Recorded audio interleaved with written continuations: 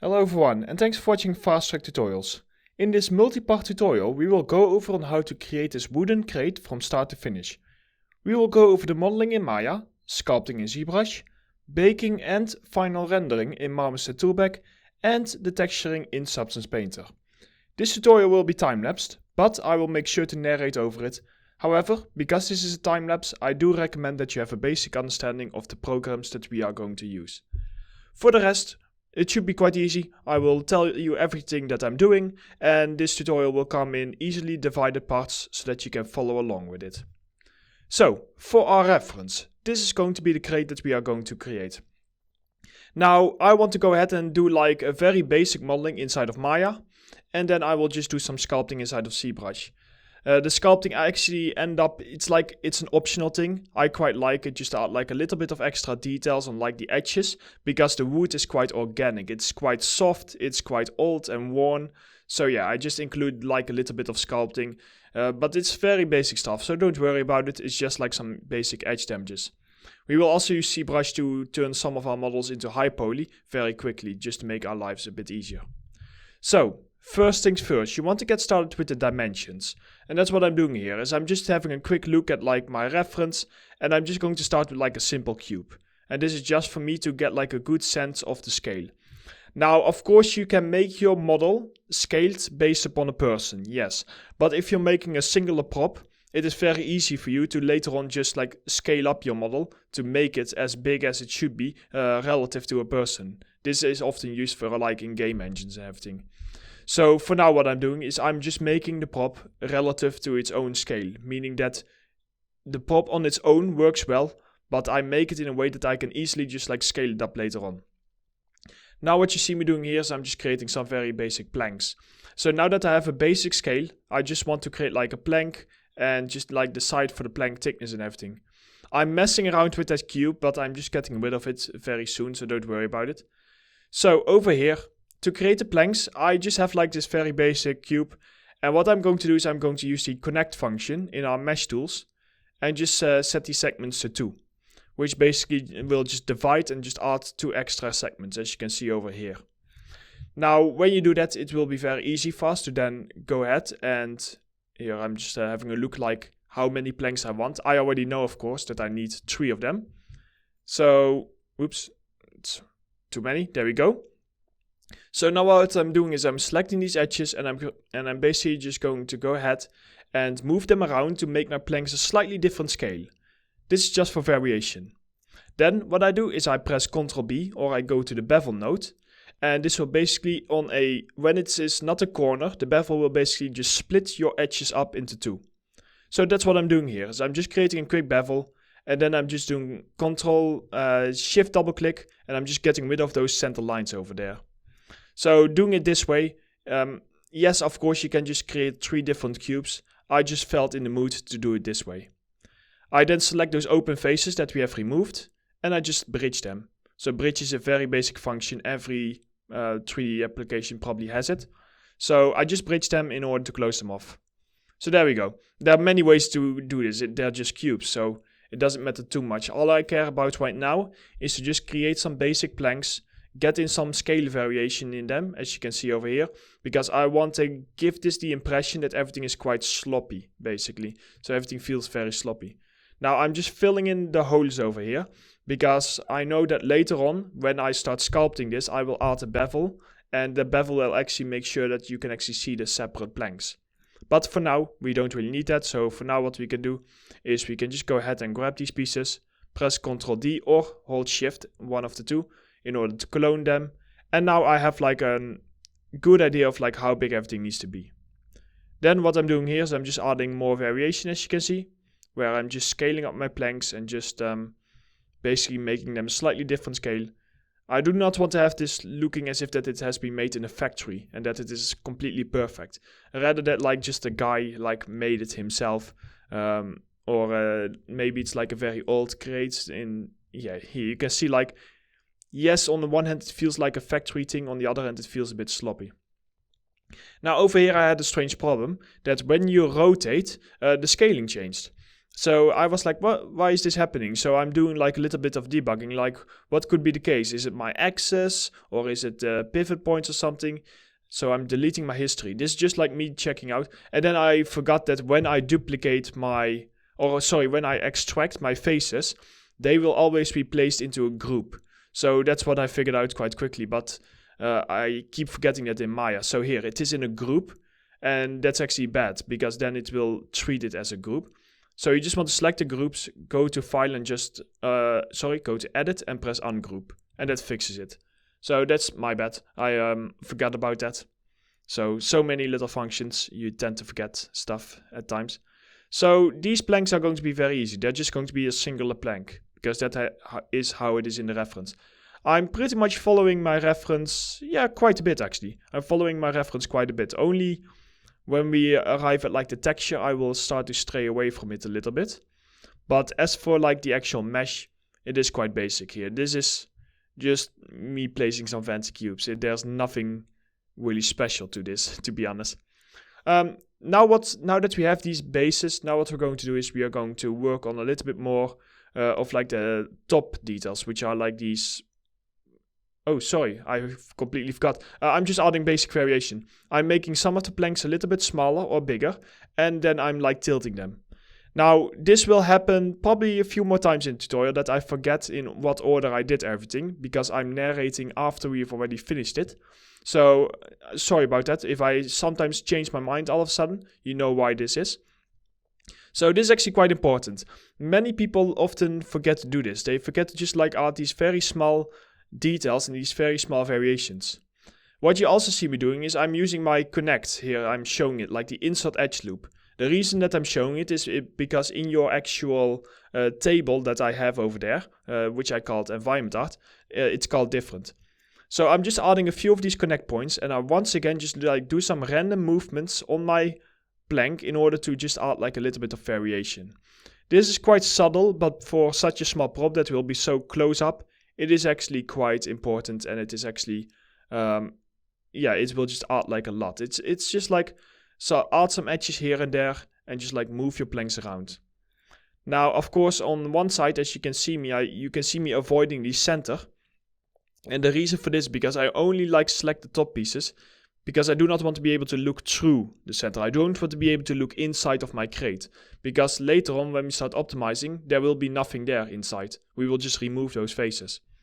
So just keep that in mind. Like if you are going to change some stuff around, just go ahead and only like select the very outer vertice and then move it around a bit. But for the rest, it is quite basic stuff. There isn't much to say about this. But seeing that the planks are actually such a big thing for our asset, I do want to, of course, just really spend the time just to get those looking nice and uneven, just to once again make them even more sloppy. And yeah, that's what I'm doing in like my reference. So of course I am, because I recorded this in real time, you will also see me like thinking. Basically you will see me thinking about stuff and like how I'm going to do it, and that's when you see me in my reference and I like try to point it out. But of course I'm very used to doing real-time tutorials, and sometimes I forget how fast I'm going when I'm creating a time-lapse and actually showing my reference. But yeah, here we are now going to create those outer details that I was talking about. It's just going to be a very simple cube. Then we are going to connect it with two edges, and we're going to scale those edges out in order to evenly space them out. Then all you need to do is select the center face and move it up. There you go. Now this model can actually use quite a bit of bevels, because that's how you can see it over there. Like there are bevels all the way around. So you can just select it, or you can click and drag and select everything, or you can press Ctrl-Shift-A in Maya to select everything. And then just press Ctrl-B to just add a very basic bevel. And of course just go with whatever size you want, of course. Now what I'm doing over here is I forgot. I don't know what I'm going to do over here. Oh wait, I'm creating a cube, and I'm doing that in order to make sure that the spacing is correct. That those two pieces that I've just placed, that they are evenly spaced away from the ends. That's what I was doing. I forgot about that. Now I can just reuse this. That is no problem. I can just reuse it for the side. I just need to like move this down, move this up. And then of course the center is very small now, so I just want to also like move that up and just give it like a slightly angular angle. Steeper angle, that's it. Slightly steeper angle, that's what I was meaning to say. And yeah, so for the rest you just kind of like make it work the way that you want it to in order to make it look good. So I'm making it like a little bit thinner because it's like a smaller piece. And then I'm basically just like moving this out, as you can see over here, and placing these two. Now I'm not yet going to, or I am going to place the backside, or not yet, because I'm actually going to, here I am placing the backside, but we will remove it later on. The reason that we are going to remove it later on is because I found out that we can just easily, like when we do the high poly, we can just like combine a few pieces. So I'll go over that later on, don't worry about it right now. So right now I am making like a lot of pieces and I'm already placing them. But later on I basically just changed my mind because the sculpting was taking way too long. So I ended up just like basically removing some pieces and then just replacing them with the sculpted version.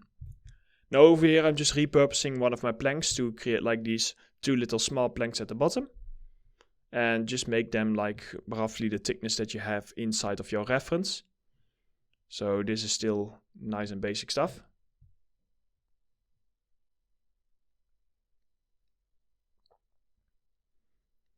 And of course, don't make them too unique, I would say. Because those pieces we are also going to replace later on. So yeah, for now I'm just doing like some basic placement. And now we can start with a bit more interesting stuff. So now we can start with like the modeling of like the hinges and just like the metal plates and everything. So I'm going to get started with a cube. This one can be very easy because it is pretty much just like a plane. Whoa, sorry for the rapid moving. I don't know why I was moving that strongly. Oh, I'm scaling up my crate basically. I just want to scale it up. But don't forget that when you scale it up, just set it to minip in your tool settings. If you don't do that, when you scale, all of these planks will just be scaling up in like their individual state. While if you set whenever you set something to minip in the scale, it means that whatever you have selected, it will scale it all as one model. And the reason I did that was because the scaling was very sensitive on my cube, because my model was a little bit too small. So whenever I have that, I just scale up my model, and then it the sensitivity becomes a little bit less. And this is, as I said before, it's literally just a cube. I'm just because it's such a it just felt like such a basic asset to make that I just went ahead and I did this. Now, what I always do when I need to make round stuff, but I make them from a cube, is I first of all just make like the very bare bones versions of it. This means I do not make those round corners yet. I just make like the angular versions of it, because then I can bevel the corner, as you can see over here, to actually make it round. Instead of me trying to by hand make it round, because I'm not as good as the computer, not by a long shot. So what I'm doing here is I'm just going to go ahead and I'm going to extrude this a little bit more. So you will see me like figuring out the scale. And I'm extruding this a little bit to roughly the thickness of the side. Extrude this out again. And then what you can see is, you can see that in our reference it's angling up a little bit. So I'm just trying to achieve that. I'm trying to angle it up again. And now we have those pieces. Now we cannot bevel those because of those edges around there. There is no space to bevel it. So instead what I'm going to use is I'm going to use the target weld tool. And I'm just going to merge those vertices together. Now that I've done that, I can properly bevel this, because now you can see if you have edges, the bevels will get stopped by edges at one point. So that's why on those corners you kind of like need to give it an effect like that. But for the rest, it's quite basic. I do want to connect those loose vertices that you often get when you create a bevel. And I'm using the multi-cut tool. The reason you want to connect those is because this is probably one of the pieces that we will take to ZBrush. Oh no, wait, this one we will not take to ZBrush, but I was expecting to take it to ZBrush. And ZBrush really hates n-gons. It tends to just break your model. So that's why you just want to connect all of your vertices and not have like some of those loose vertices. Now we're going to basically get started with this side. Now, because we are already running quite long with this chapter, we will not completely finish this, but I will upload all of the parts at the same time. So you can just press part 2 on my tutorial or my YouTube, and I will of course just have it at the end of the video. and then you can just go ahead and like continue with it. So I'm starting with like the little cylindrical base of our hinge, and this will basically, I don't know why I'm trying to scale up my cylinder after I've already changed my subdivisions. It doesn't like that. So whenever you scale up your cylinder and then change your subdivision levels on your cylinder, Maya 9 out of 10 times says like, yeah, I don't like that, I'm going to break your model. But I always forget that because I'm sometimes moving so fast with the modeling that by the time I've already scaled it, only like half a second has passed. So what I'm doing is I'm using my modeling toolkit in order to set a selection constraint. Selection constraint is really easy. You can basically select by angle. And it's very nice for things like cylinders, or if you just very quickly need to select something, because you can just set the angle to like 5 and then you can turn it off. And this way you can very quickly select like those angular sides and everything. Now what I'm going to do is I'm just going to use my mirror tool. And I don't know why the pivot was in such a weird position. I probably forgot to reset my pivot point. But yeah, I'm basically using the mirror tool so that I don't have to make that entire other side.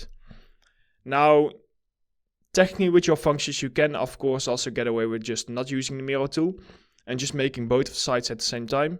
But it's up to you. In this case, I decided to just use the mirror tool myself. Now I'm selecting just some of those back faces. And I'm basically extruding them out and then deleting the rest. The reason why I delete the rest is because you cannot see it anyway, so there's no need for those polys to be there. Right now I'm also using my target weld, and this is once again because those vertices, they do not add anything to our mesh. So I just want to optimize that a little bit, because I am making this as a game model. And now we can just work on our cube. So placing the cube is once again, it's very basic. Most of these shapes are actually very basic. The only real interesting, no wait, actually it's not even interesting. It's like the cylindrical parts, like, I don't know how we call them, like the handles and everything. So yeah, those things we will use a spline, and we will use a new tool that is only in Maya 2022, I believe. Anyway, let's just go ahead and continue, finish this thing off. So what I'm going to do now is I'm just going to go ahead and select this cube, and I'm just pressing isolate, and I just basically add 2 edges using my connect function. Then, once I've decided on the thickness of this piece, because we are going to basically have the insides empty, I'm just adding an extra edge that roughly like matches the same thickness. Then, all we need to do is we just need to go ahead and like select those edges and bridge them in order to like fill in that thickness part over there. And now we can just go ahead and like merge these pieces together. The reason I do this is because of bevel. So here, all these techniques we have already covered. So we merge these together so that we can like make a nice round bevel like you can see over there. And now what we need to do is we need to kind of like extrude that out and then have like a little round part slotting into like our cylinder. So the first thing, or the first problem, was that over here I just want to scale these pieces flat. Because right now, else I would not be able to nicely extrude those, because I don't want to extrude this at an angle. Now I'm just doing like some small adjustments, and then I'm extruding this basically up, and I'm just moving this out so that I can basically adjust this to match the scale that I want. Once you've done that, it's very simple. Just select like these corners and Ctrl B, bevel them. And then it's just a matter of just like balancing things out a little bit, making them look a little bit nicer. And that is about it. So now what we can do is we can continue to the second chapter, which will just be called part 2. I will have a link of this into the description.